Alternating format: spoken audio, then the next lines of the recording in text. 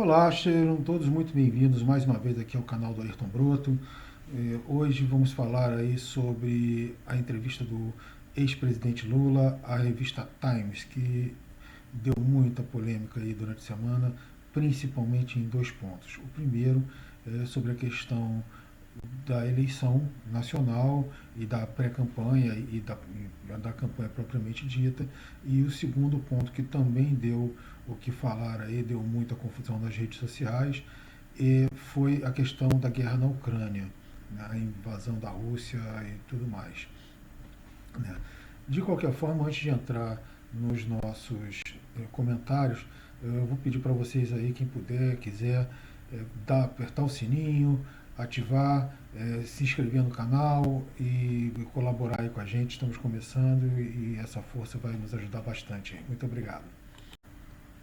Bom, apesar de terem sido esses dois pontos os que suscitaram mais controvérsias entre jornalistas, entre internautas e entre os próprios pré-candidatos, tem uma outra coisa que ele também falou e que eu gostaria de comentar, né, que é a questão da mágoa, da prisão, daquela absurda condenação que ele sofreu nas mãos do Sérgio Moro, né, que se a condenação foi absurda pela falta de provas, pela inconsistência da acusação e por uma série de outras coisas que não sou eu quem digo, são vários juristas e agora o próprio STF, né, se tudo isso é verdade, não é verdade que ele não tem mágoas, né, e é absolutamente natural alguém que sofre uma violência desse tipo de ser privado por mais de 500 dias da própria liberdade, né, é muito natural que tenha algum tipo de mágoa, principalmente se essa privação foi imposta de forma completamente injusta. Então, não é uma coisa absurda que ele tenha mágoa. E ele tem, e ele já mostrou isso, principalmente logo depois que saiu da cadeia, que queria debater com o Moro, que queria ir para a eleição com o Moro e tudo mais, e mostrou que estava magoado, que queria uma revanche jogando em casa, ou seja, na política, né, já que ele foi condenado de forma arbitrária fora da política, né, mas usando de intenções políticas nessa condenação. Então, assim, não fica legal ele ficar dizendo que não tem mágoa, até por causa dos próprios pronunciamentos dele, né? Mostraram que ele tinha mágoa, assim, né? Mas esse ponto hoje em dia já está menor, porque isso já passou um pouco, né? Quem fala muito realmente disso ainda é ele e os jornalistas que insistem em fazer perguntas desse tipo, né?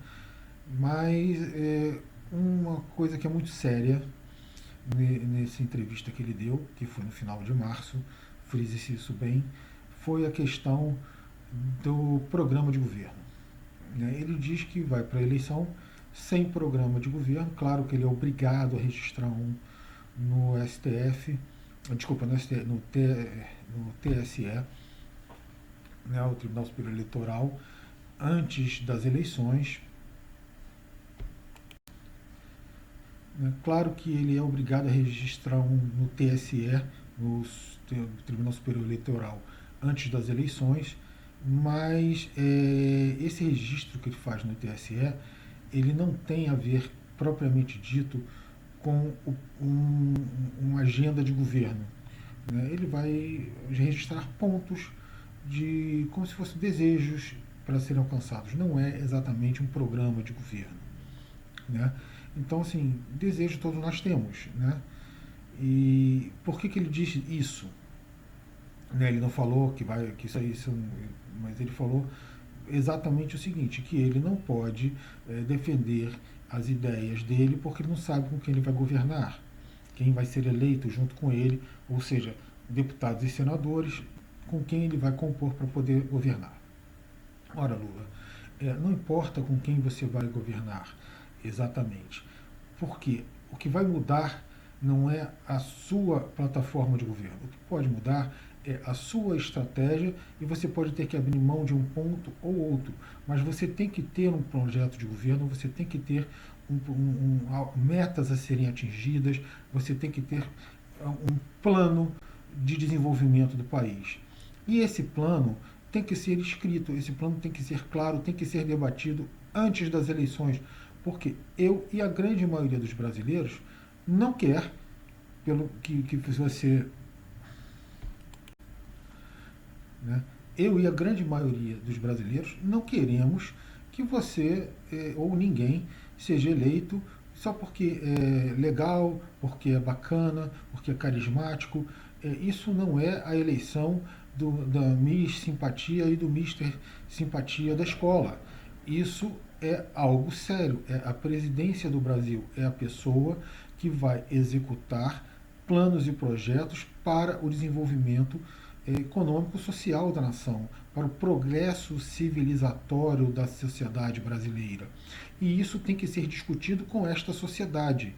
Então, se furtar a fazer isso é não apenas antidemocrático, coisa que você vive dizendo que é democrata, né? Mas isso é antidemocrático e ainda por cima isso fere uma coisa central no debate político, porque você despolitiza o debate. Né? É quando a gente começa a fazer um debate político em cima das preferências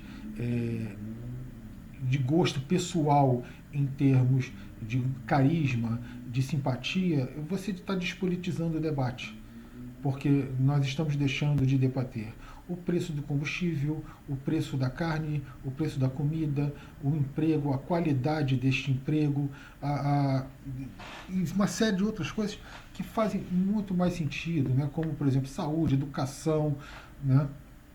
Segurança, que é uma coisa tão importante hoje em dia, habitação, tudo isso tem que ser debatido. E você tem que dizer, você e qualquer outro candidato tem que dizer como você pretende resolver estes problemas, que são problemas cada vez mais graves na sociedade brasileira. Né? Bom, e o terceiro ponto é a questão da guerra na Ucrânia. Né? Nós colocamos aqui dois pontos primeiros. Né? Primeiro foi um comentário que é foi um pouco mais en passant da questão da mágoa ou não mágoa. Né? Para mim, ele demonstrou várias vezes estar magoado, mas isso realmente parece vir amenizando ao longo do tempo, o que é natural também. Né? O segundo foi a questão da despolitização, algo que ele sempre fez. Né? A questão da cerveja e picanha, né? E pobre no orçamento. Orçamento de quem, o Lula? Né? Tudo isso aí também despolitizante. Triste também ver um ex-presidente da República com esse tipo de discurso. E o terceiro, vamos entrar agora, que é a questão da guerra da Ucrânia. Aqui Lula acerta e erra. Por isso que o título desse vídeo foi Lula acerta, Lula erra. Né? Por quê? Porque ele erra num ponto muito importante, que é a questão do debate, da discussão, da conversa. Né? Acerta no princípio ideológico da coisa. É óbvio que tem que conversar, o ideal é sempre que se discutam as coisas, é sempre que as pessoas debatam e que se chegue a uma conclusão, a um acordo conversado, diplomático, né? E que esses acordos sejam cumpridos. Qual é o grande problema da história do Lula nesse tocante? É que ele não vê o quadro como uma coisa mais ampla. Para ele, a impressão que dá é que a coisa aconteceu agora. Né? Claro, a entrada das tropas russas na Ucrânia aconteceram agora, mas isso não é algo que se deu por um momento, por um estalo do Putin. Isso é algo que se constrói há anos, tanto de um lado quanto do outro. Por quê? Porque quando, em 2014, a Rússia ocupou a Crimeia, anexou a Crimeia, né? E aí vem uma série de outros fatores que eu não vou entrar aqui, mas são fatores históricos que envolvem até a antiga e extinta União Soviética, né? Mas fato é que aconteceu. Nessa ocasião foi assinado os chamados Acordos de Minsk, que davam uma certa autonomia àquela região toda do Donbás, né? São duas repúblicas que estão querendo se tornar mais autônomas. Agora até declararam independência, foi reconhecida pela Rússia antes da entrada das tropas russas em operação na Ucrânia. E isso seria para os russos uma justificativa de entrada nesse conflito. Né? Mas, independente das justificativas para cá ou para lá, fato é que o acordo de 2014, que deu fim à entrada, às batalhas, né, e às escaramuças que deram à Rússia a anexação da Crimeia, né, esses acordos, chamados acordos de Minsk, eles nunca foram respeitados pelos ucranianos. Né?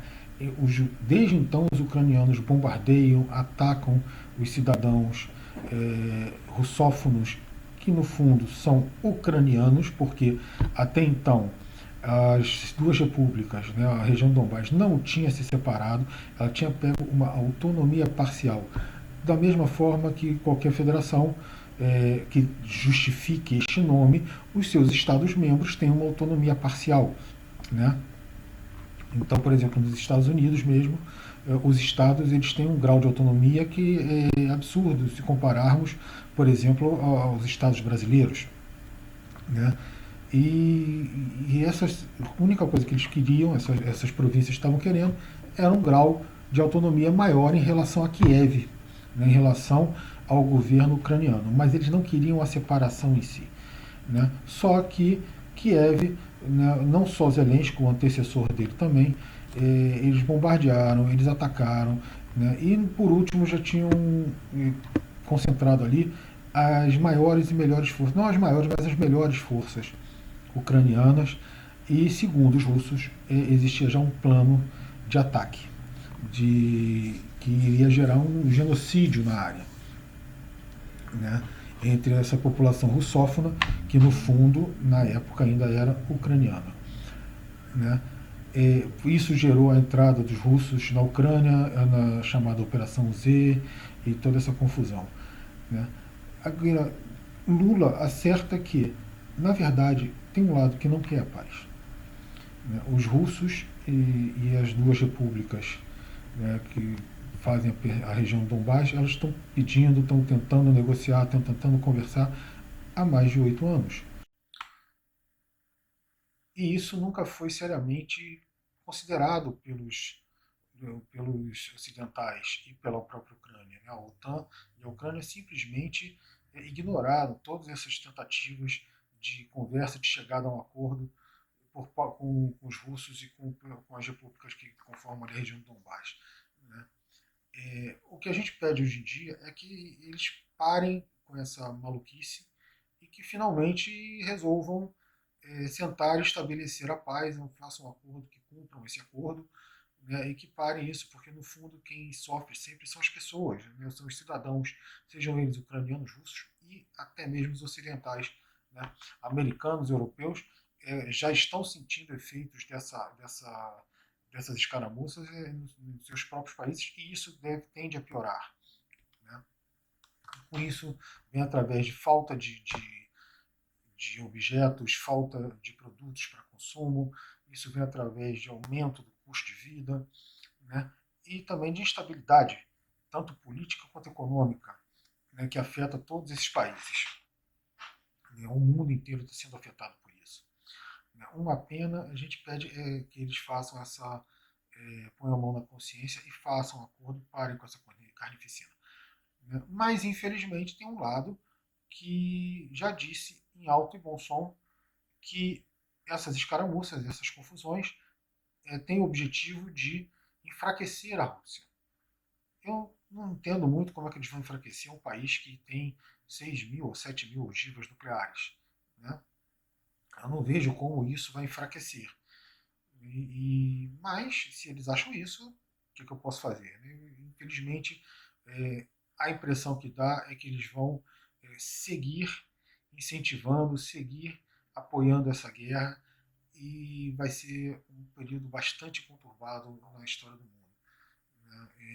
Um período que parece que estamos tendo mais uma mudança de eixo de poder, porque quando caiu o muro de Berlim, né, que houve a dissolução da União Soviética, nós passamos a ter praticamente um mundo unipolar, onde os Estados Unidos reinava como uma nação é, soberana, muito acima de todas as outras, e praticamente dava as cartas, as ordens em todos os pontos do mundo. e agora com esse surgimento da Rússia, com o fortalecimento da China, que emerge como, principalmente como uma potência, enorme potência econômica, né, e a Rússia como uma potência militar, né, e os dois conseguem bater de frente com esse bloco que no momento é liderado pelos Estados Unidos. Então está tendo um choque entre os dois e, segundo os russos, para que se crie um mundo multipolar. O que seria esse mundo multipolar? É um mundo onde várias lideranças regionais teriam mais importância nas decisões globais. Né? Isso aí seria uma forma de fortalecimento dos chamados BRICS, mas é um outro assunto, né, que a gente trata em outro vídeo. Por enquanto, o que a gente pode pedir é que a OTAN, os Estados Unidos, ponham a mão na consciência, parem de incentivar essa confusão, essa guerra. Isso está levando um caos ao mundo inteiro, né? Muito especialmente aos ucranianos e aos russos que moram próximo à fronteira da Ucrânia, né? E aos países próximos às fronteiras da Ucrânia também, como Polônia, Bulgária, etc. Né? Infelizmente, é uma coisa que já está atingindo o mundo todo e o ideal era que isso parasse, porque a continuar com isso, a coisa não pode não acabar bem para todo mundo. Já não está bem, pode piorar ainda mais. Obrigado, até o próximo vídeo e dessa semana lançaremos mais um vídeo.